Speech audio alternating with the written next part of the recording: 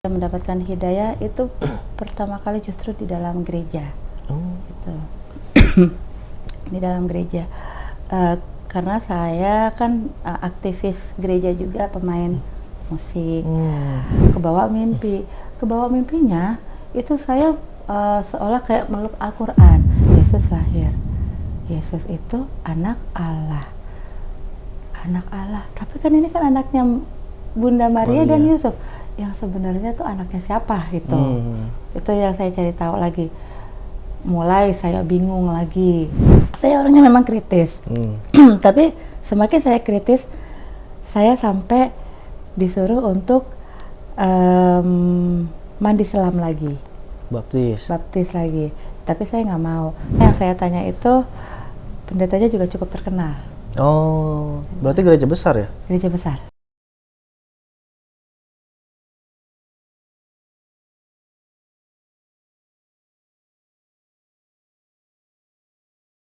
Assalamualaikum warahmatullahi wabarakatuh. Alhamdulillah hari ini kita kedatangan lagi seorang narasumber yang kisahnya sangat luar biasa. Beliau kalau bisa dikatakan adalah salah satu ibu yang atau perempuan yang kuat lah ya. Artinya beliau itu mau mau menanggung ujian atau rangkaian ujian setelah beliau ini memutuskan untuk masuk Islam atau bersyahadat. Karena dari sekian banyak narasumber yang datang ke sini, tidak ada narasumber kami atau para mu'alaf, saudara kita itu yang mengalami setelah masuk Islam itu biasa-biasa saja, tetapi pasti ada ujian, dan ujiannya itu berbeda-beda. Dan ini sekarang ujian yang dialami oleh Ibu Lita ini, Masya Allah, ini perlu kita dengar untuk kita jadikan motivasi buat kita nih ya, terus juga inspirasi juga buat kita. Jadi biar kita itu semakin semangat beribadah kepada Allah. Jangan mau kalah sama saudara-saudara kita yang baru masuk Islam. Kita yang dari kecil itu sudah Islam, kita malah loyo. Tapi kita lihat perjuangan daripada saudara-saudara kita ini. Kita langsung sapa saja kepada Bu Lita. Assalamualaikum Bu. Waalaikumsalam warahmatullahi wabarakatuh. Sehat ya Bu ya? Alhamdulillah. Sehat. Ibu, mungkin gini Bu, saya itu beberapa kali lihat ya Ibu di beberapa channel YouTube. Cuman saya itu pengen coba mengetahui lebih dalam lagi dan lebih detail lagi bagaimana Ibu ini atau bagaimana perjalanan seorang Ibu Lita ini sampai di titik ini dari kecil sampai sekarang, sehingga mungkin bisa jadi inspirasi dan motivasi buat kita semuanya. Mungkin bisa diceritakan utuhnya seperti apa Bu? Baik. Ya, alhamdulillahirabbil alamin, kita panjatkan puji syukur kepada Allah Subhanahu wa taala dan junjungannya kepada nabi kita Nabi Muhammad Rasulullah ya. Baik. Untuk kisah saya yang kenapa saya mendapatkan hidayah dalam agama Islam, itu sebenarnya perjalanannya hidayah dari Allah kan nggak bisa disangka-sangka ya Mas ya. Jadi ketika kecil saya memang terlahir dalam keluarga Nasrani. Kemudian berjalannya waktu saya mendapatkan hidayah itu justru dari asisten rumah tangga. Nah, dari asisten rumah tangga saya melihat beliau saat itu yang rajin tahajud, sholatnya nggak pernah putus. Sedangkan saya waktu itu masih rajin juga untuk beribadah ke gereja. Istilahnya nggak ada beda jauhnya dengan Muslim, dan saat itu saya masih Nasrani. Kemudian berjalannya waktu saya mendapatkan hidayah itu pertama kali justru di dalam gereja. Gitu. Di dalam gereja. Karena saya kan aktivis gereja juga, pemain musik. Namun mungkin hidayah itu tanpa disangka-sangka ya, saat saya dalam perayaan acara saat itu ya, mungkin saya nggak usah sebutkan acaranya, nggak tahu ya, kayak hidayah datang dan terasa kok ada yang berbeda ya. Tapi itu di dalam gereja itu sendiri. Itu mungkin pada saat saya sebutkan aja nggak apa ya? Iya. Acara Paskah. Paskah. Jadi ketika ibadah hari kematian Yesus, di situ saya merasa kok Tuhan saya disiksa, gitu. Kok Tuhan saya sampai disakitin ya. Itu jadi pertanyaan. Setiap tahun saya merasakan seperti kehilangan Tuhan. Gitu, setiap tahun saya jadi merasa Tuhan saya sudah mati. Itu saya kemana? Itu sih mungkin Allah sudah bolak-balikan hati saya saat itu. Tapi saya nggak langsung ya. Cuman masih saya simpan sendiri. Kemudian berjalannya waktu lagi, saya kemudian bertanya tuh kepada asisten saya, Mbak, ngapain sih bangun tengah malam kayak gini? Untuk apa sih pakai mandi semuanya gitu? Terus asisten rumah tangga dari orang tua saya bilang, ya karena Mbak harus wangi, harus bersih ketemu Tuhan Mbak gitu. Jadi situ saya melihat bahwa Islam itu memang benar-benar menjaga kebersihan, menjaga dari ujung rambut sampai ujung kaki itu dapat hidayahnya. Baru di tahun 2009 saya menguatkan hati untuk mengikuti ajaran Islam. Oh, 2009 berarti ya? Di mana itu, Bu? Itu di Masjid Raya Bintaro Jaya. Oh, Tangerang Selatan. Iya, MRBJ. Ya, MMBJ. Iya. Insya Allah. Situ. Nah, di situ tadi Ibu sebutkan bahwa Ibu kan berarti kan tadi pemain apa? Musik ya? Iya. Mengiring lah ya? Pengiring apa istilahnya? Oh, jemaat ya? Iya, jemaat. Pengiring jemaat dan pakai piano berarti ya? Kalau piano ya organ gitu. Oh, gitu ya. Oke, berarti apakah selama Ibu mengiringi para jemaat, kemudian Ibu juga melakukan doa-doa di sana gitu, apakah merasanya ketika tadi kan katakan pas Paskah itu ya, merasanya itu udah dari lama atau baru beberapa hari atau beberapa bulan gitu? Saya ini ya, waktu kecil tuh sekitar masih SD ya, itu cuma melihat asisten rumah tangga, kok Isam rajin bener ya mandinya gitu, kok ketemu Tuhannya aja sholat, padahal sholatnya kan nggak mesti harus ke masjid, itu di dalam rumah atau di dalam kamar kan juga bisa, nggak harus mandi gitu. Karena dulu waktu saya ke gereja mandi asal aja gitu, udah gitu, yang penting basah, mandi udah, maksudnya guyur, nggak sampai tengah malam bangun gitu. Itu saya cari tahu kenapa harus mandi ya. Nah, saya tanya sama si Mbak, jawabannya itu karena mau ketemu Tuhan tuh harus wangi, harus bersih gitu. Sedangkan saya dulu ke gereja aja ya asal aja gitu. Ala kadarnya mandi udah cepet gitu.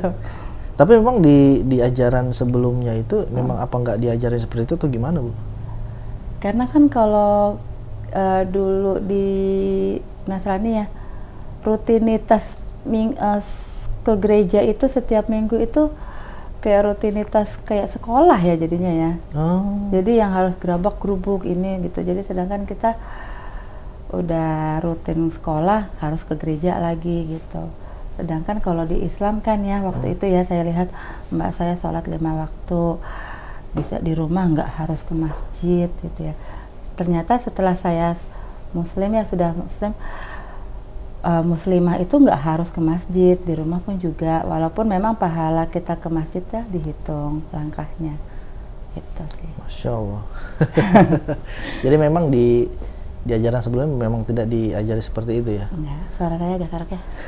Nggak apa-apa. Dan kemudian apa namanya, setelah Ibu masuk Islam itu ya, berarti apakah sebelum masuk Islam, mohon maaf, sebelum masuk Islam itu, apakah Ibu pernah mencari tahu terkait dengan perbandingan agama sebelumnya dengan agama Islam sehingga Ibu itu merasa yakin dan wah kayaknya Islam yang benar nih? Pernah. Pernah ya? Pernah. Saat itu saya masih kuliah. Lagi jadi saat saya kuliah, sahabat saya justru 5-5-nya itu muslim semua. Jadi saya seorangan diri yang berbeda dari mereka. Mau nggak mau dengan sahabat 5 saya ini, mereka kalau sholat azan, Lid, bentar ya mau sholat dulu. Itu saya kadang suka, ada panggilan azan kok mereka langsung gitu ke musola gitu ya. Sedangkan saya panggilannya cuma di setiap hari Minggu. Iya. Kalau berdoa memang sih berdoa di mana aja kapan aja bisa. Cuman kayaknya panggilan Allah itu ya, mereka berduyun-duyun gitu. Itu yang saya kadang suka, wah seneng ya gitu. Maksudnya dalam hati gitu, dengar azan mereka langsung gitu nyari tempat wudhu, tempat sholat gitu ya. Kalau saya kan belum. Nah, mulai mencari tahunya setelah saya mengalami pernikahan saya yang pertama dengan sesama Nasrani. Ya. Situ saya langsung diceraikan secara sepihak. Padahal di dalam gereja waktu itu ya, janji seumur sehidup semati tidak boleh bisa dipisahkan oleh siapapun kecuali maut. Maut berarti kalau kita sudah meninggal. Tapi kenapa kok saya diceraikan? Itu mulai di situ. Dalam masa itu saya memang masih mencari tahu. Di kampus saya mencari tahu. Dari teman-teman saya yang sahabat 5 orang ini, saya hanya kok mereka sampai mau ya berserentak mendengar azan langsung ke tempat ibadah mereka. Kemudian di tempat saya bekerja. Waktu itu saya kerja di salah satu perbankan, saya nggak usah sebut namanya. Saya punya sahabat namanya kalau nggak salah Yuli. Nah, itu juga setiap saya kemana istirahat, makan siang, mau kemana kerja gitu, kita bareng gitu, dengar azan dia langsung, Lid sebentar ya aku mau sholat dulu, Lid sebentar ya mau kesana dulu. Jadi kalau kita lagi istirahat makan di luar, dia itu nggak mau makan dulu sebelum dia melaksanakan sholatnya gitu. Nah, mau pulang kerja juga dia nggak pernah ngelewatin sholat maghribnya atau sholat isanya. Pasti di kantor juga waktu itu dia pasti langsung ambil wudhu. Jadi saya suka, oh gini amat ya, taat sekali gitu. Walaupun bukan berarti saya tuh nggak taat ya dalam Nasrani waktu yang sebelumnya. Cuman kayaknya kuat gitu ya. Udah gitu cara mereka juga berkomunikasi juga mungkin sama sahabat ya, namanya sahabat ya. Nah tuh saya pernah tanya nih sama sahabat saya nih yang waktu tempat kerja, Yul, bedanya apa sih, kita bercakap-cakap ya, Yul bedanya apa sih kalau Tuhan lo, bahasa kita ya, Tuhan lo di Islam, boleh kan mau cari tahu gitu. Terus begitu, kenapa Lid? Lo jangan-jangan mau dapat hidayah lo ya gitu. Terus enggak lah, cuman tanya aja. Tapi sebenarnya saya memang lagi cari tahu gitu. Cuman saya masih tutup-tutupin. Terus yang kedua, setiap pagi itu saya kalau datang ke tempat kerja ada murotal yang pernah saya dengar. Jadi setiap masuk kerja itu di meja itu ada murotal. Ayat suci itu kalau kita ya, saya ya di gereja, ini lagu apa ya dulu ya, karena kan saya tahu soalnya kan lantunannya kan pakai nada ada metode umi metode apa gitu ya. Ini lagu apa ya, kok enak ya, saya cari tahu. Nah itu saya tanya sama teman saya, Yul nanya dong, setiap pagi kan kita pernah dengar ini lagu apa sih, judulnya apa, lagu enak aja lo lagu gitu. Terus emang apaan? Itu namanya murotal, lantunan ayat suci Al-Quran. Nah itu yang saya cari tahu, kok nggak ada lantunan ayat suci Alkitab ya.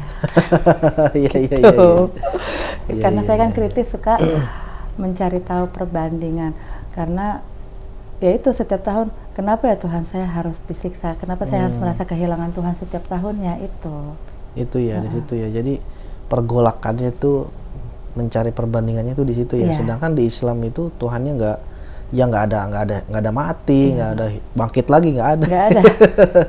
Tapi tadi menarik sih pas ibu bilang ini lagu apa ya. Karena kan ibu memang dari gereja itu kan pengiring lagu ya. Iya betul. Jadi saya pikir orang Islam juga ada lagunya, ini kali lagunya judulnya apa ya gitu. Tapi kenapa ya, Ibu Lita tahu nggak sih kenapa di Nasrani itu tidak ada lantunan ayat Alkitab itu seperti itu? Kenapa ya? Ibu pernah cari tahu nggak sih? Kalau saya tanya dengan salah satu pemuka agama, kalau menurut yang pernah saya tanya ya memang nggak ada gitu katanya. Ya hanya dibaca, dihayati, sama dipakai aja dalam keseharian gitu. Sedangkan maaf kata kalau di Alkitab ya kebanyakan seperti kayak syair apa ya. Kalau untuk perjanjian lama kan kisah awal mulanya penciptaan. Mulai di perjanjian baru itu ya beda lah gitu. Jadi kalau yang perjanjian lama, kalau saya telusuri hampir sama ke Al-Quran, karena kan awal penciptaan. Ya, langit dan bumi awal mulanya diciptakan dalam diciptakan dari Adam dan Hawa. Itu aja. Berarti kalau yang Ibu ngerasa beda ya antara perjanjian lama perjanjian baru ya? Perbedaannya itu apakah dari kalimat yang dipakai atau dari kata-kata atau apa? Setiap tahun cetakannya berubah. Oh, serius Bu? Iya. Itu jadi saya kalau di setiap tahun kan pasti gereja memberikan Alkitab ya. Iya. Nah tahun ini ntar saya suka iseng gitu, suka iseng. Oh tahun kemarin atau 5 tahun yang lalu saya buka gitu ya dengan ayat yang ini. Kalau kita kan surat ya, surat dari misalnya contoh dari Yohanes atau misal dari Mazmur, saya buka 5 tahun yang lalu dengan yang saat itu beda. Nggak semuanya sih, cuman ada sedikit perbedaan gitu. Dalam hati saya kok dibedain ya gitu. Sedangkan kalau yang sekarang Al-Quran dari tulisan, dari ininya itu semuanya nggak ada yang berubah. Iya. Jadi perbedaan itu maksudnya perbedaan di maknanya, tulisannya atau apanya Bu? Tulisannya berbeda, artinya juga jadi berbeda ya. Gitu. Karena misalnya apa saya nggak hafal lagi karena saya udah jarang buka ya. Saya pernah waktu sebelumnya itu saya buka gitu, kok ada tulisan cetakan yang beda gitu. Seperti itu sih. Iya. Mungkin kalau yang saya tahu sih ini ya tulisan Tuan jadi Tuhan mungkin ini kan, tapi ini bukan dari saya tapi dari teman-teman mualaf juga gitu yang ngomong ke saya ya, seperti kodonditan dan sebagainya gitu kan. Insan Mongko Ginta ya. Ya Ustadz Insan Mongko Ginta yang almarhum beliau ya. Nah kemudian ibu ini sudah masuk Islam 2009 ya kan. Nah waktu itu suami menceraikan sepihak gitu ya. Berarti masih Nasrani itu ya. Masih Nasrani. Nah di situ ibu ketika ada ada musibah seperti itu, apakah ibu ngerasa kalau sepertinya ini teguran deh atau apa gitu, atau mungkin ini jalan deh untuk bisa saya cari tahu tentang Islam, atau pernah nggak mikir kayak gitu? Itu sempat saya waktu diceraikan itu berontak karena nggak terima ya. Nggak sesuai dengan janji yang diucapkan di depan altar gereja.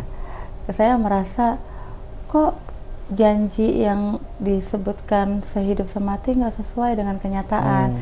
Udah gitu saat itu kan saya masih muda ya, kayak masih belum bisa terima harus sendirian ngurus anak gitu ya. Tapi itu nggak ada kata-kata teguran atau apa, cuma pikir gini, mungkin ini sudah yang terbaik, jadi harus saya jalani. Masya Allah. Gitu. Iya. Akhirnya berjalannya waktu, setelah itu saya merasa ya gini ya, saat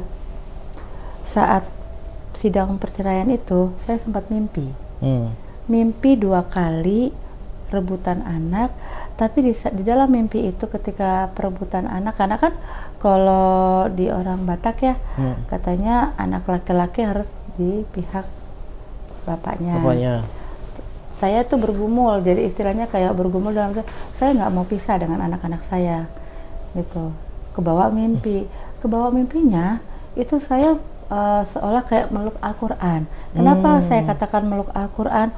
Karena pada saat mimpi itu rebutan anak, akhirnya saya bisa dapetin anak, saya kabur bawa anak-anak saya ngumpet di suatu tempat, tapi ngumpetnya itu kayak saya peluk anak-anak dan memeluk kayak buku gitu.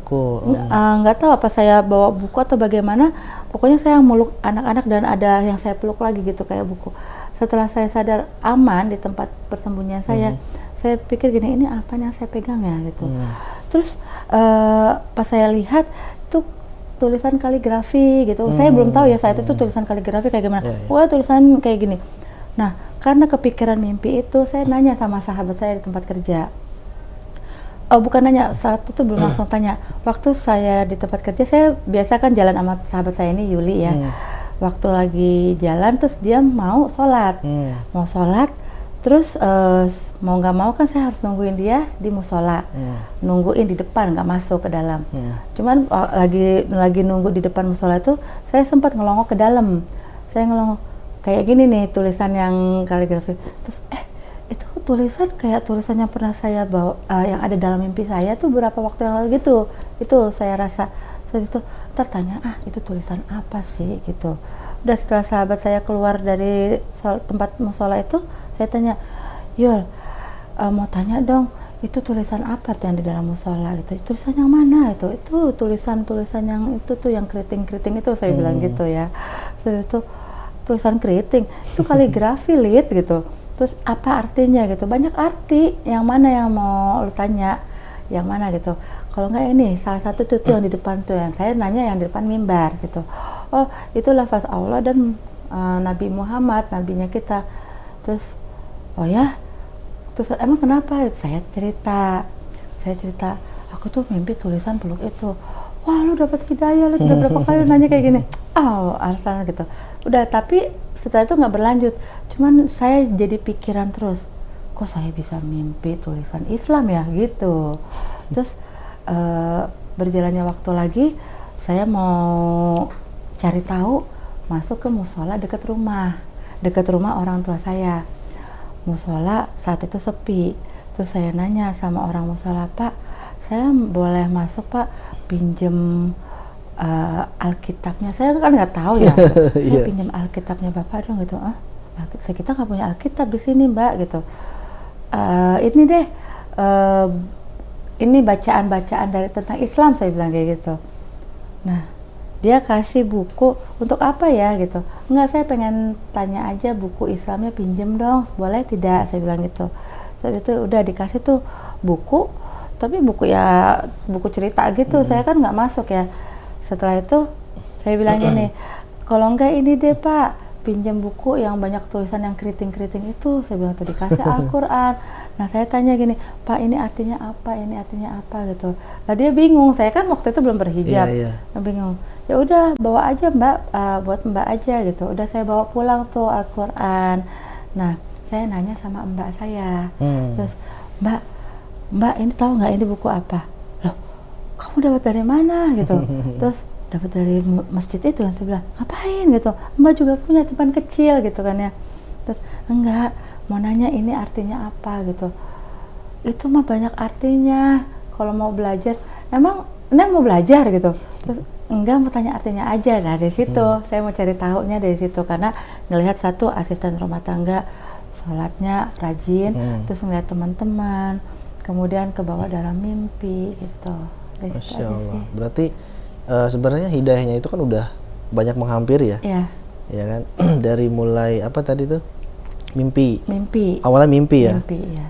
Tapi sebelum mimpi sebenarnya ada lagi tuh yang dari si Mbak itu ya? Iya. ART, terus mimpi, terus kemudian ketemu sama temen yang sama mendengarkan murotal sama juga. mendengarkan murotal. Wah, iya. itu Jadi banyak sekali ininya ya, apa Iya, sih namanya, rentetannya ya. begitu. Iya.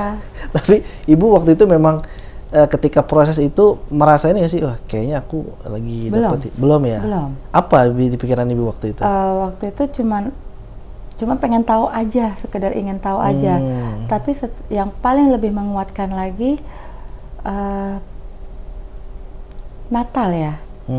Natal. Yesus lahir dari Bunda Maria dan Yusuf. Sedangkan kalau udah lahir, maaf ya, Yesus lahir. Nah itu mulai lagi tuh saya cari tahu lagi. Yesus lahir. Yesus itu anak Allah. Anak Allah. Tapi kan ini kan anaknya Bunda Maria dan Yusuf. Yang sebenarnya tuh anaknya siapa gitu. Itu yang saya cari tahu lagi. Mulai saya bingung lagi. Jadi istilahnya dengan rutinitas ke gereja, mengikuti hari-hari raya, itu kayak semacam ritual yang harus diikuti karena memang itu sudah kebiasaan setiap tahun gitu. Tapi untuk mencari taunya, wah kayaknya nggak dapet ya gitu. Saya pernah nanya juga ke pendeta. Terus ya memang sudah seperti, jadi nggak bisa detail sekali. Ya memang sudah seperti itu jalannya kelahiran Tuhan kita sampai dia mati untuk menebus dosa kita. Tapi saya nggak dapat. Oh, nggak dapat penjelasan detailnya ya? Yang lebih memuaskan akal. Iya, dan memuaskan akal dan juga kena ke hati tuh nggak dapat. Oh, berarti ibu waktu itu nanya ke pendetanya itu apa bu? Kenapa Tuhan kita mati gitu? Kenapa Tuhan kita harus disiksa sampai mati? Kenapa Tuhan kembali lahir lagi? Lalu kenapa dia bangkit? Ya karena memang dia yang maha kuasa. Dia penebus dosa dan akan menjadi juru selamat kita di akhirat nanti, di akhir zaman nanti gitu ya. Terus itu berarti nanti setiap tahun kita akan merayakan kematian Tuhan. Terus? Ya memang seperti itu. Tuhan tuh harus mati. Terus habis itu saya ingin lebih kritis lagi. Udah, sampai ditanya, kamu dari jadi, saya orangnya memang kritis. Tapi semakin saya kritis, saya sampai disuruh untuk mandi selam lagi. Baptis lagi. Tapi saya nggak mau. Terus dibacain roh kudus. Apa ya? Bla bla bla bla gitu ya. Sampai saya bilang kayak gini, orang saya nggak kenapa-napa. Saya tuh nggak sakit, Pak Pendeta. Saya nggak kenapa-napa. Saya cuma pengen tahu aja. Tapi kamu takut nanti kemasukan roh-roh jahat. Gitu. Jadi dialihannya saya pasti sudah kena roh-roh jahat. Iya. Gitu. Dibacain bahasa roh. Sampai saya suruh jatuh, padahal nggak mau jatuh. Kan ditekan kepala gitu, didorong dari belakang, didorong dari depan, sampai saya kritis gini, orang saya nggak kenapa-napa kok. Sampai kesel gitu ya. Oh berarti udah di dalam air itu ya? Bukan, saya nggak mau. Oh nggak mau, berarti masih di atas. Masih di atas. Dipaksa Harus jatuh gitu. Akhirnya saya bilang, ya udah deh saya jatuh aja deh. Abis itu saya bangkit lagi. Dibilang orang saya nggak kenapa-napa. Tapi pendetanya masih kekeh ya. Iya. Setelah itu saya gini, keluar juga deh, nggak salah tempat. Salah tempat maksudnya? Maksudnya salah tempat untuk bertanya. Orang saya mau nanya, kenapa Tuhan saya harus mati gitu?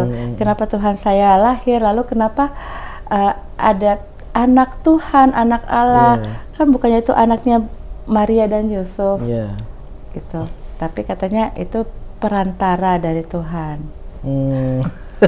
Padahal kan sebenarnya Ibu Lita itu cuman ingin bertanya. Kalau misalkan jawabannya memang bisa memuaskan akal, Ibu Lita tetap taat gitu kan? Betul. Bukan sayangnya ya, memang kenyataannya nggak bisa dijawab dengan lugas. Iya. Malah saya dibilangnya sudah kena roh-roh jahat. Oh berarti saya dapat lagi nih Bu. Biasanya kan kalau ada orang-orang Nasrani yang kritis terhadap agamanya itu, biasanya dia langsung, udah kamu percaya aja seperti itu. Itu namanya kan kalau nggak salah dogma atau doktrin lah ya, dogma. Yang kedua nih Ibu tadi tuh, wah kayaknya kamu kena roh jahat. Iya, sepertinya sudah kena roh-roh jahat, langsung dipanggil para apa sih kalau dibilangnya dulu ya, aktivis yang lainnya gitu, untuk melakukan bacaan roh-roh kudus katanya. Roh kudus. Iya, katanya saya sudah kemasukan roh jahat. Padahal saya bilang gini, Pak Pendeta, saya tuh sebenarnya ingin bertanya aja gitu. Udah saya keluar aja dari sini, Pak Pendeta, terima kasih. Saya pulang. Tapi itu di gereja yang biasa Ibu datang? Oh bukan, oh, saya bukan. Ada gereja lagi, komunitas gereja, saya nggak usah sebutkan. Oh iya. Berbeda lah gerejanya. Karena gitu, yang saya tanya itu pendetanya juga cukup terkenal. Oh, berarti gereja besar ya? Gereja besar. Iya, berarti artinya gini, untuk, mohon maaf ya, ini mungkin bahasa pasnya begini, mungkin untuk mengalihkan pertanyaan kritis yang dalam tanda kutip tidak bisa dijawab, ya dengan itu tadi, dua itu. Iya. Kalau nggak dogma ya pengalihannya untuk kemasukan roh jahat lah, atau setan atau apalah gitu. Tapi kenapa saya ketawa ya? Saya agak lucu aja gitu kan. Padahal kan kalau Ibu selama sudah masuk ke Islam itu kan tanya sono sini kan silahkan aja gitu kan. Iya, betul. Dan itu jawabannya kan diterangkan secara lugas, detail Iya, gitu kan. Baik Bu, selanjutnya ke ini Bu. Setelah Ibu 2009 memutuskan untuk bersyahadat. Wah, ini pasti keluarga terguncang sekali pastinya. Sangat. Kamu ini udah saya didik di gereja, kenapa malah masuk Tapi saya nggak langsung ngomong. Oh gitu, gimana Bu ceritanya? Waktu saya mau syahadat itu emang udah kuat hati ingin masuk Islam. Tapi saat bersyahadat itu kan saya kan dituntun ya sama ustadz yang akan mensyahadatkan, didampingi dengan Umi ya, Umi Michelle dan Umi Alex saat itu saya sambil tutup, sebelum syahadat kan saya berwudu dulu, diajarin berwudu gitu. Saya tutup mata itu dalam bayangan saat saya menutup mata di lafazkannya syahadat, muka keluarga saya, terutama keluarga inti ya, kayak mama, bapak, adik-adik sama keluarga lah yang intinya, itu sampai saya sempat nangis yang terutama ke mama. Muka mama mungkin karena ibu yang sudah melahirkan ya, itu berkecamuk, nanti bagaimana ya ngomongnya, jangan ngomong dulu gitu. Jadi saya simpan sendirian. Tuh Umi juga berpesan, nanti panduan bukunya yang kecil tuh dikasih yang kecil tuh, nanti bacanya pelan-pelan aja, kalau nggak tahu ucap aja selalu alhamdulillah, alhamdulillah, alhamdulillah. Kalau belum hafal Al-Fatihah, baca juga boleh gitu. Sama dikasih mukena satu, itu ngumpet-ngumpet saat dikantongin plastik, diumpetin, diuntel-untel gitu. Takut ketahuan. Takut ketahuan. Itu cuman mukena sama buku panduan. Tadinya mau dikasih Al-Quran apa segala macam udah gitu dari Umi, cuma saya nggak mau, takut karena kan Al-Qurannya kan yang cukup besar ya. Saya masih nolak waktu itu, nggak usah Umi, takut ketahuan gitu. Jadi saya mukena itu juga kecil yang di perut gitu ya, jadi masih bisa ketutup lah, tapi tetap aja ketahuan. Nah kalau ketahuan kenapa itu? Gimana itu? Ceritanya lagi saya nggak bawa itu mukena, saya taruh spring bed itu di selipan spring bed. Spring bed, iya spring bed yang di bawahnya itu kan yang bertumpuk tuh ya, situ. Nah itu ketawanya karena anak saya yang nomor 2 itu dipangku sama mama. Saya tuh masih kerja tuh, belum pulang kerja. Anak saya yang nomor 2 bilang gini, kan orang Batak ya, bilangnya opung. Pung, lagi nonton sinetron, yang lagi pas lagi sholat. Anak-anak saya mungkin, anak-anak udah pernah ngeliat saya sholat gitu. Mama ngapain? Shh, mama mau doa dulu. Tapi perlahan-lahan saya ngasih arahan ke anak, sebenarnya yang sesungguhnya agama yang benar tuh ini ya, Islam. Karena anak-anak saya kan masih sekolah di sekolah Kristen. Nah, terus gitu ya, kan saya pikir saya nggak usah terlampau ini dulu ke anak-anak gitu ya. Kata Umi juga pelan-pelan aja, Lid, nanti ajak mereka ngobrol, kayak cerita kalau yang sesungguhnya Yesus itu adalah Nabi Isa, dan memang melalui perantara Allah dilahirkan melalui Maryam. Kalau di Kristen Bunda Maria. Tapi Bunda Maria itu sebenarnya tidak punya suami, dia hanya seorang wanita perawan suci yang diberikan tiupkan ruh ke dalam janinnya, rahimnya. rahimnya. Nah itu pelan-pelan aja kayak cerita dongeng aja lihat gitu. Nah Umi juga ngasih buku-buku cerita tentang nabi-nabi tuh. Ya udah saya ngikutin ceritanya Nabi Isa terutama. Umi kasih cerita Nabi Isa. Nah waktu itu anak saya balik lagi, kenapa saya ketahuan, anak saya yang nomor 2 mungkin masih umur 4 tahun atau 3 tahun ya.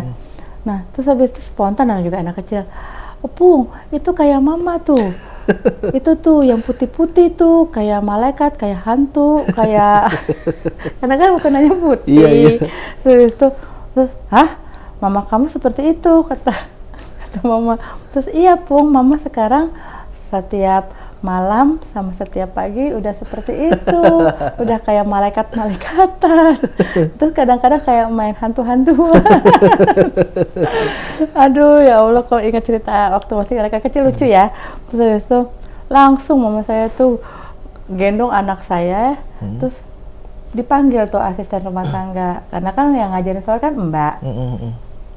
Terus habis itu disidang tuh si mbaknya. Saya belum pulang kerja.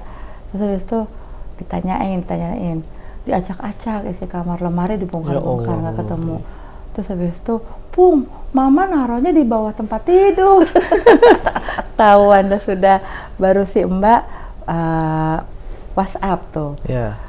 Bu, ibu udah ketahuan masuk Islam sama Opung. Dreng, saya, ya Allah, ini udah mungkin udah saatnya saya kasih, udah saatnya saya sampai cerita ke mereka. Waktu itu sempet saya nyimpen kemualafan saya ada sebulan. Jadi ya waktu saya syahadat nggak sampai sebulan, 2 minggu. Jadi waktu saya syahadat itu masih mau mengarah menjelang bulan Ramadan tuh. Nah bulan Ramadan terus Umi ngarahin saya, Lita sekuatnya aja dulu puasa. Pertama puasa setengah hari dulu, nanti kalau kuat lanjut lagi setengah hari sampai Lita kuat seharian penuh gitu. Tahu nggak, waktu dalam itu kan belum tahu. Itu orang tua nggak tahu saya udah menjalankan puasa. Nah pas lagi hari Minggu pulang gereja dong, itu tetap tuh saya, kamu udah makan? Udah mah gitu. Astagfirullahaladzim gitu kan. Yuk kita makan nih, makan siang yuk. Aduh ya Allah, makan siang lagi. Bingung dong, saya kan lagi jalanin puasa gitu. Itu ikut masuk ke gereja itu saya cuman istighfar aja. Kadang kalau lagi ibadah berjalan saya keluar, duduk aja gitu ya di pelataran pinggir-pinggir gereja gitu ya. Boleh ya keluar ya? Hah? Boleh keluar ya? Boleh ya. Keluar bebas boleh. Nggak masuk ibadah juga boleh. Nongkrong makan di tempat jajanan juga boleh. Padahal lagi ibadah ya. Lagi ibadah, padahal sebenarnya nggak boleh ya. Boleh, ya. Cuman bebas aja gitu. Terus pas lagi pulang, aduh diajak makan siang lagi nih, gimana ini ya? Saya pikir gitu. Terus mah masih kenyang gitu. Kita makan sama-sama. Terus habis itu, ya Allah, alhamdulillah, ya Allah ampun, gak ikut puasa sehari penuh, batal lagi. Ya, batal. Kan mau gak mau kan, nanti mereka curiga kan ya. Nah, yang kedua minggunya tuh kata, berarti kamu kalau selama ini, waktu itu disuruh pulang dulu. Kamu di mana? Udah jam berapa ini? Kok tumben belum pulang? Oh yang pas ketahuan ya? Iya pas ketahuan, karena saya di musola deket rumah mama itu yang saya minta Al-Quran itu. Saya duduk aja, ya Allah saya takut diapain ya gitu. Sebenarnya ada rasa takut, rasa takut mau minta tolong, minta ditemenin sama Marbot juga nggak mungkin. Karena saya nggak punya teman buat dampingin saya. Terus saya telepon Umi, udah baca bismillah aja, Lid. Baca bismillah, istighfar terus. Kalau ada apa-apa, telepon Umi nanti jemput gitu. Nah, dari situ saya hadapi mama di situ udah duduk semuanya kayak ruang sidang, udah saya duduk. Habis itu Pung, mama Pung tanyain aja deh. Mama kan suka main apa? Hantu-hantuan, suka kayak putri-putrian yang putih-putih gitu. Itu aduh Nicholas, saya bilang gitu, baru kan namanya Nicholas gitu kan. Ternyata kamu yang buka langsung. Gitu. Udah dari situ saya cuma diam duduk, ditanya apa benar kamu sekarang udah mulai ikut-ikutan Islam gitu. Saya diam, saya jawab apa gitu dalam hati. Sudah dalam hati bismillah. Iya mana, dari situ saya katakan kalau saya sudah masuk Islam. Ya biasalah ya, setiap para mualaf yang mungkin yang apalagi yang wanita ya, pasti menghadapi keluarga besar itu seperti apa. Marah ya udah pasti, marah, terus udah gitu ya marah sempat lah gitu. Sempat apa? Tapi Ya, sempat cuman marah doang atau berdebat iya. Berdebat. Terus marah udah pasti. Sampai akhirnya saat itu juga diusir saya nggak mau pergi kalau nggak sama anak saya. Memang sempat diusir, tapi saya harus bawa anak saya. Sempat juga rebutan kalau anak-anak tuh nggak diperbolehkan untuk dibawa. Katanya mereka, kamu pergi, cucu-cucu mama di sini. Mama nggak mau, cucu mama murtad juga seperti kamu.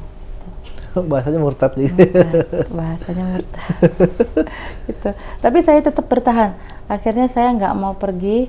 Iya mah, aku tetap bertahan untuk anak-anak. Tapi saya nggak ngomong kalau saya itu bertahan. Karena mama, kamu harus janji, kamu nggak boleh ninggalin Yesus. Iya mah, cuman iya doang. Tapi saya nggak ngomong saya akan balik ke gereja. Iya mah, karena saya bertahan karena anak-anak saya gitu. Yang mereka nggak mau saya dipisahin. Gitu. Jadi apa cuman kemarahannya cuma kemarahan di mulut aja ya? Kemarahan di mulut, tapi melakukan fisik sih enggak. Enggak ya? Enggak. Alhamdulillah tuh ya. Sempet sih ada fisik, tapi setelah berapa tahun kemudian. Oh, kok malah berapa tahun? Berapa tahun kemudian. Kenapa itu? Karena sempet ya, saya kan bilang saya memang udah mantep di Islam. Karena kan dalam prosesnya saya ikut mauin mereka ke gereja apa bagaimana, saya lama-lama berontak dong. Saya sebenarnya nggak mau seperti ini. Saya ingin kafah lah ya, kafah dalam Islam. Karena saya bukan karena masuk Islam tuh bukan karena orang lain, karena saya mendapatkan hidayah dari Allah sendiri, bukan karena ajakan seseorang. Jadi saya merasa batin saya harus bisa. Untuk apa saya sudah syahadat tapi saya kayak berbohong dan sandiwara harus ikut ke gereja, nggak melakukan sholat 5 waktu seperti itu. Tuh sempat sampai anak-anak saya dipisahin sama saya, dan terakhir tuh yang perempuan diambil dari pondok. Saya kan taruh di pondok, maksudnya saya ingin yang 2 kan sempat nggak bisa saya taruh di pondok karena udah dipegang sama orang tua saya. Yang 3 perempuan, udah saya harus masukin anak saya pondok supaya pasti insya Allah dia yang akan mengajarkan saya lebih kafah lagi dalam agama Islam gitu. Alhamdulillah dia teman saya ngajar saya Iqra juga. Kalau saya bacaannya salah mah bukan ini bacaannya, lafaznya begini. Nah itu sekarang dia yang ngajarin saya. Alhamdulillah ya, seru banget itu ya. Alhamdulillah kelas 3 udah ngajarin saya. Kelas 3 SD maksudnya. Iya. Nah itu ceritanya apa tuh yang setelah beberapa tahun kemudian ada apa sih namanya tadi, kekerasan yang lain? Kekerasan dalam saya keislaman saya, yaitu mereka nggak setuju anak saya dimasukkan ke pondok pesantren. Jadi mereka ngambil anak saya secara diam-diam. Jadi mereka ngaku mau ngajak jalan-jalan, mau kasih jajan, ternyata nggak dibalikin ke pondok. Ya Allah. Begitu. Terus saya jemput lagi dong ke rumah orang tua saya. Itu anak saya diumpetin nggak tahu kemana. Itu brok, saya tuh benar-benar hilang lah semangat hidup. Sempat udah dijauhkan dari anak. Ada kepikiran juga apa balik aja demi anak gitu. Sempat gitu ya. Saya harus balik lagi. Tapi balik lagi harus pura-pura lepas lagi ini. Ya saya sempat lepas jilbab lagi. Akhirnya saya beraniin, nggak boleh lepas. Yaitu datang ke rumah orang tua mau ngambil anak saya, yaitu mulai itu terjadi kekerasan. ada bahasa. Untuk apa lo datang? Mau naruh anak lo lagi pondok pesantren? Mau lo taruh lagi di tempat yang susah-susah? Udah cukup lo aja yang susah di Islam. Gak usah bawa-bawa anak. Gitu. Gak usah sampai anak lo juga dibawa susah dalam agama lo itu. Gitu. Ya Allah, Rabbi. Seperti itu. Jadi, tapi saya bertahan. Lo itu kan anakku. Saya berhak dong sama anak aku. Iya, Gitu. Terus habis itu, anak-anak, tapi bukan berarti taruh di pondok pesantren lah gitu loh. Ya kan itu kan hak saya mau naruh anak di pondok pesantren supaya lebih dalam Islamnya gitu. Dibilanglah so apalah segala macam. Akhirnya ya udah mulai saya ditarik, kaki ya ditarik, ini jilbab ditarik sampai sempat ketusuk juga ke ini ya apa jarum pentul. Jarumnya, ya Allah, Rabbi. Kalau nggak salah itu yang menolong saya security komplek. Ya. Jadi kalau nggak ada security mungkin saya kesakitan terus di situ. Iya. Sampai anak saya di kamar tuh udah ditutup, dia udah teriak-teriak mama gitu, tapi tetap nggak boleh keluar. Akhirnya kata security, udah Bu pulang aja, doain aja banyak-banyak supaya nanti dia bertukar dengan anak. Udah akhirnya saya pulang. Tapi dalam kondisi saya nggak bawa anak itu luar sedih biasa sakit banget. Itu.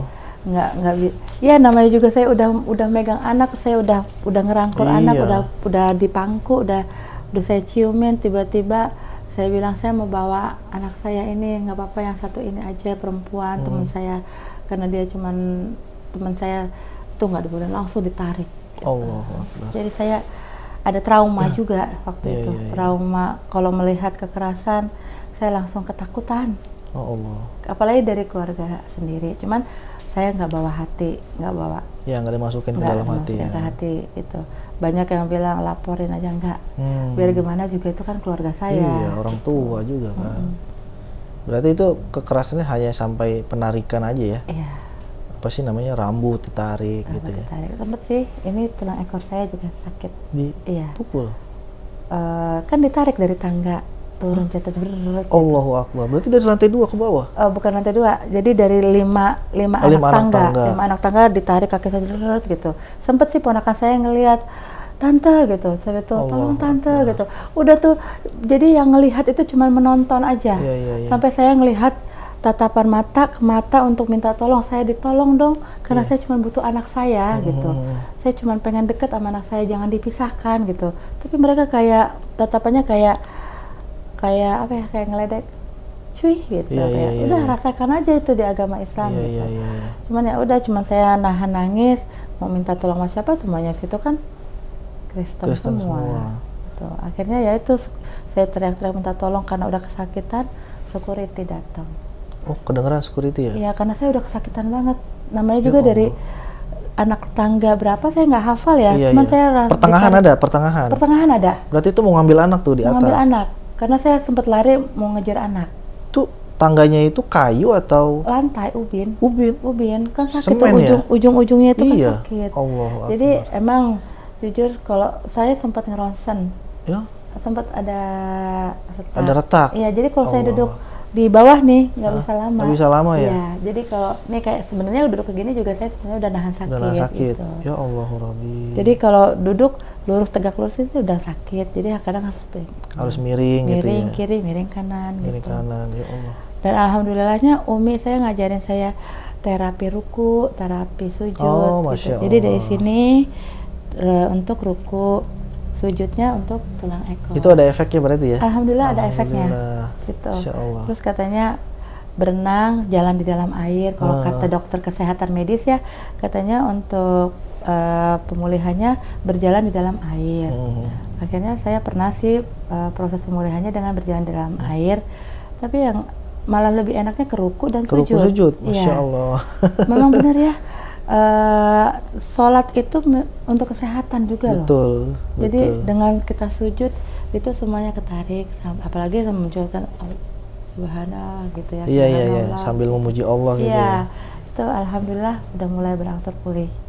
Walaupun kalau saya ronsen sekali lagi keretakannya itu belum bisa ini, cuman parah nggak Bu retakannya? Parah, apalagi ini nancep ya, jangan ke dalam gitu. Sampai tarik, sampai lepas, sampai ke belakang. Berarti itu sempat ada sedikit masuk ke dalam sini? Berdarah dong, Bu? Berdarah. Orang jilbab saya juga sampai ngeluarin darah. Allahu Gitu. Akbar. Cuman nggak apa-apa, itu kan yang melakukan kan keluarga sendiri ya, Iya. adik sendiri. Tapi saya nggak ada rasa benci. Justru saya, maaf nih, kangen banget dengan mereka. Cuman saya nggak bisa daya untuk bertemu. Karena bagaimana kalau harus bertemu mereka nih, saya pengen nangis. Saya mungkin kalau ada yang mendengar dari keluarga saya ingin kalian tuh ngerangkul saya, menerima seadanya saya kalau saya tuh udah Islam gitu. Jangan benci saya dengan jilbab. Berarti Ibu kangen banget ya sama Ibu. Ibu masih apalagi ada dengan anak-anak. Anak-anak saya kan yang 2 orang masih di sana. Oh, laki-laki semua ya? Laki-laki dua-duanya. Pokoknya kalau udah ngomongin keluarga, walaupun saya pernah disakitin, tolong jangan suruh saya untuk lepas jilbab. Itu aja. Betul. Gak bisa. Allahu Akbar. Jadi keimanan Ibu udah kuat banget ya, tertancap ya, Bu ya? Saya pernah nih ya, waktu anak saya dibawa, yang 3-3-nya itu saya dipisahin. Ada teman yang menyarankan, udah buka aja dulu untuk sementara, ikhtiar, namanya juga ikhtiar gitu. Saat buka tuh kayak saya merasa bersalah. Bukan bersalah, kayak merasa telanjang ya. Kayak saya nggak pakai baju gitu. Aduh, rambut kelihatan, telinga, leher kelihatan. Kadang saya, risih banget ya gitu. Akhirnya saya cepat-cepat masuk ke dalam rumah mama. Demi anak, saya datang bisa bercengkrama dengan anak tuh waktu itu kayaknya luar biasa. Waktu saya benar-benar saya pakai untuk mereka gitu. Gitu. Kenapa anak saya bisa kebawa lagi? Saya mungkin karena rutin saya datang gitu ya, kan ikhtiar saya, nggak apa-apa saya lepas jilbab gitu ya. Nah, saya tahu datang ke musola dulu, lepas dulu itu yang tadinya marbot, perasaan tadi masuknya pakai jilbab, kok keluarnya udah nggak pakai jilbab gitu ya. Terus itu, aduh, nunduk kepala ada nih. Udah, akhirnya saya akalnya gini, pakai hoodie. Oh, pakai hoodie. Ya. Nanti udah nyampe rumah mama, hoodie-nya dilepas, kepalanya masuk ke dalam rumah. Itu aja sih. Itu ikhtiarnya ya? Iya, ikhtiar saya. Akhirnya pas lengah, saya bilang saya mau ajak beli apa gitu di salah satu supermarket depan. Ya, nggak apa-apa. Kita cepet balik ya gitu. Biasanya kan saya dibuntutin, diantar, diikutin segala macam. Ini ya udah ntar cepet balik ya, udah mau maghrib nih ya. Langsung saya bawa pergi anak saya. Oh, Masya Allah. Sampai sekarang kebawa. Oh, berarti itu setelah kejadian itu ya, yang ditarik-tarik itu ya?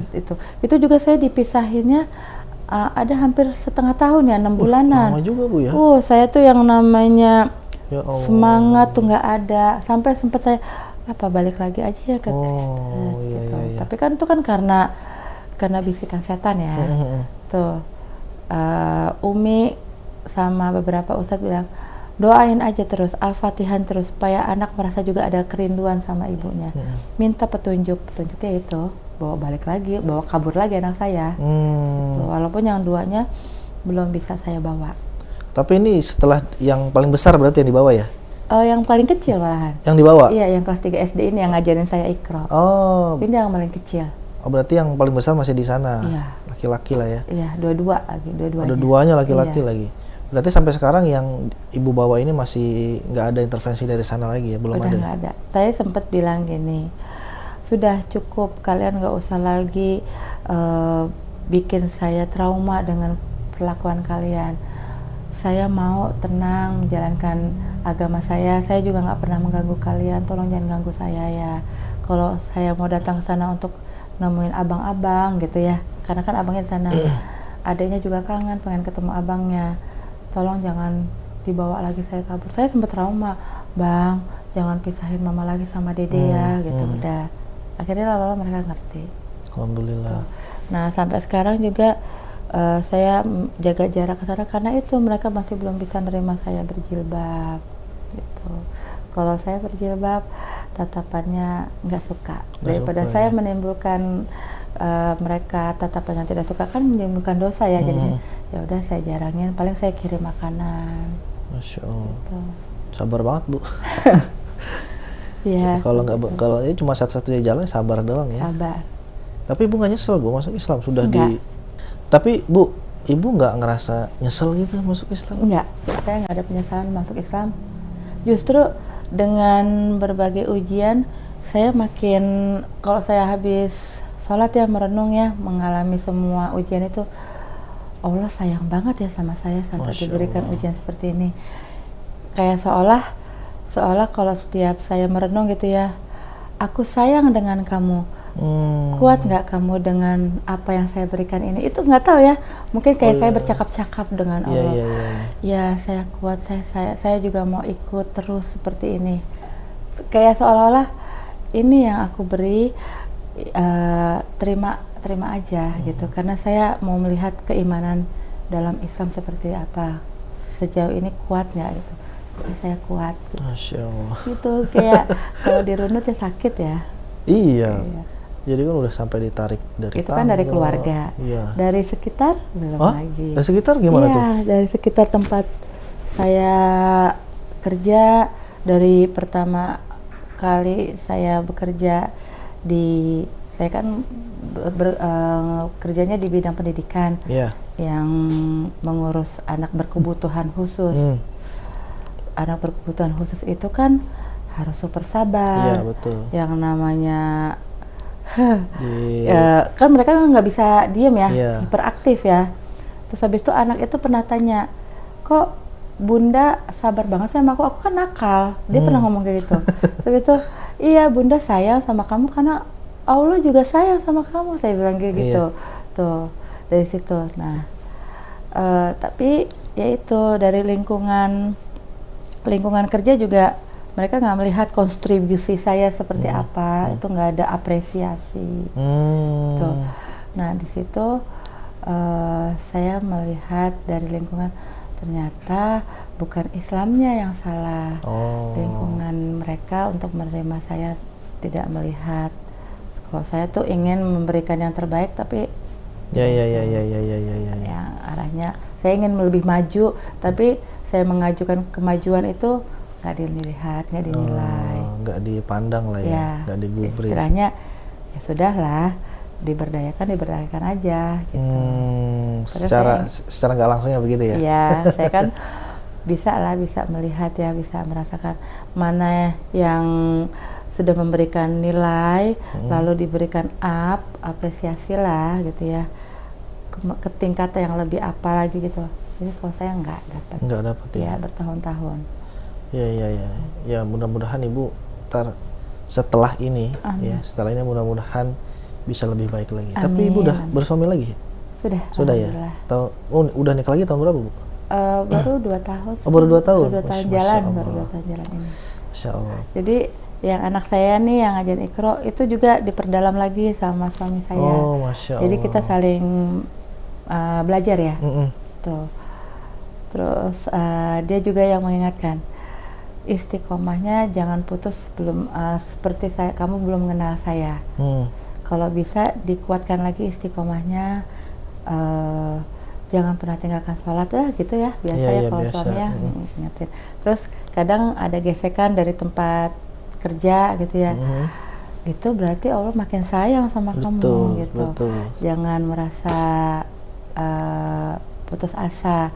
Enggak sih, cuman yang jadi pertanyaan, apakah mereka yang lahir dari Islam itu tidak mendapatkan ilmu tentang adab dan akhlak? Itu cuma itu aja sih. Karena kan sekarang saya lagi belajar nih di pembinaan. Saya nanya sama beberapa ustazah dan ustadz atau ustazah, ajarin kita dong tentang adab. Karena kan kalau para mualaf kan pasti kan berinteraksi ya. Iya betul. Mau dong kita ajarin tentang akhlak juga, bagaimana kita harus bersikap ketika kita diperlakukan seperti ini oleh mereka, kita harus bagaimana, bagaimana kita harus bersikap, bagaimana kita mengeluarkan kata-kata. Masya Allah. Jadi sekarang Ibu lebih tambah bersyukur ya? Bersyukur, alhamdulillah. Kemudian dapat suami lagi yang sangat baik, solih lagi ya. Insya Allah. Terus juga bisa ngajarin anak Ibu yang alhamdulillah. Ya kan? Dan sekarang mungkin bisa dikatakan lebih baik ya dari yang sebelumnya kehidupan Ibu ya. Alhamdulillah, walaupun dulu berkecukupan, kalau sekarang berkecukupan karena Allah, alhamdulillah. Iya ya, karena kan mohon maaf, Ibu kan sebelumnya kan kerjanya juga tempatnya di mana, di perbankan, di kantor gitu kan. Terus kemudian dari keluarga juga kan yang sedikit berada mungkin lah ya seperti itu. Nah kemudian setelah ibu masuk Islam malah 180 derajat. derajat. Tapi di situ ibu tadi saya tanyakan sama sekali nggak menyesal. Nggak menyesal. Padahal udah mohon maaf dijatuhkan oleh keluarga, fisik juga, verbal juga. Semua diambil. Semua diambil termasuk anak-anak juga. Terus mohon maaf suami yang sebelumnya ninggalin juga gitu kan. Bahkan dokumen asli saya juga ditahan. Sama keluarga. Sampai sekarang nih? Sampai sekarang. Ijazah kelulusan saya. Yang kuliah itu juga? Iya. Ya Allah. Supaya saya susah untuk cari lahan pekerjaan ya. Cuma nggak tahu ya, Allah maha baik. Betul. Allah ada aja kasih jalan untuk itu saya bisa dapat kerjaan. Ya karena kan la yukallifullahu nafsan illa wus'aha kan. Jadi Allah itu tidak memberikan beban atau ujian setiap hambanya itu melebihi kapasitasnya. Betul. Ya kan? Betul. Jadi gini, kalau bisa dikatakan kalau saya ada di posisi ibu, itu pasti saya nggak sanggup. Ibu sampai dijatuhin dari tangga, dibentak-bentak, dimarah-marah, itu saya pasti nggak sanggup, apalagi sama keluarga sendiri gitu kan. Keluarga sendiri. Terus sekarang posisinya ibu jauh dari anak-anak, gitu. Makanya tapi ibu sampai saat ini masih bertahan karena Allah tuh tahu ibu tuh sanggup, mampu gitu kan. Tapi kalau ibu nanya saya, pasti saya nggak sanggup. Apalagi jauhin dari anak ya. Itu dia. Apalagi perempuan, aduh ya Allah. Aduh perempuan apalagi ya Bu ya. Itu yang memang jadi apa ya? Salah satu poin besarnya itu. Betul. Jadi ibu itu kalau menurut saya itu apa sih namanya? Keimanannya itu luar biasa, nggak bisa digoyahkan walaupun dengan katakanlah serangan fisik gitu kan. Physically ibu boleh merasa terluka, tapi secara rohani ibu tetap kuat gitu kan. Alhamdulillah. Tapi resepnya apa Bu? Bisa kayak gitu? Resepnya cuma satu sih, Allah itu pasti sayang sama kita. Allah pasti sayang sama kita. Dan nggak akan meninggalkan. Yes, alhamdulillah. Dan tidak tidur. Nah, tidak mati juga ya? Tidak mati juga, karena mau di mana juga pasti di katanya Umi ya, bukan kata Umi sih, di setiap nadi kita, nafas kita itu pasti kalau dihela nafas kita selalu menyebut ya Allah, itu pasti Allah tuh mendengar. Betul. Kayak kata Umi, seolah Allah tuh mengelus kepala kita. Iya. Masya Allah, luar biasa Ibu Lita. Berarti Ibu setelah masuk Islam ini kegiatan apa Bu? Apa belajar-belajar? Saya mengajar. Oh mengajar. Mengajar. Kebetulan kan saya punya kalau dibilang talenta musik ya. Oh yang dari itu. Iya. Karena kan sebelumnya kan saya pengiring, ya? Pemain musik di gereja. Gitu. Jadi nggak tahu secara kebetulan kepala sekolah waktu saya ngedaftar anak mau masuk sekolah itu ngelihat akte anak, terus ada nama orang tuanya, saya lengkap dong. Iya. Ada butar-butar, itu dari seberang. Mungkin kepala sekolah juga banyak mengenal orang seberang. Nah, mereka Pak Kepala Sekolah nanya, Ibu orang seberang, biasanya orang seberang tuh jago musik, pinter nyanyi-nyanyi tuh, gitu. Terus itu, waduh, Kepala Sekolah kayaknya apa namanya, suka gaul juga di sama siapa aja gitu kan ya. Oh iya Pak, saya bilang gitu. Nah, langsung tuh to the point Pak Kepala Sekolah, Bu, bagaimana kalau mengisi pelajaran guru bidang saya yang kosong nih, guru bidang musik gitu dari situ. Tapi saya nggak langsung mengiyakan. Saya bilang boleh Pak, tapi saya pikirkan dulu ya Pak, saya ingin istikharah karena saya kan udah pernah mengalami kekecewaan di bidang pendidikan sebelumnya. Oh sebelumnya. Yang tadi saya bilang nggak ada kontribusi atau apresiasi. Saya takut nanti malah segitu-gitu aja apresiasinya gitu ya. Lama tuh, ada sekitar 2 minggu tuh. 2 minggu, saya mau cari jawaban dari Allah apakah saya terima atau tidak gitu. Alhamdulillah kata suami, terima aja.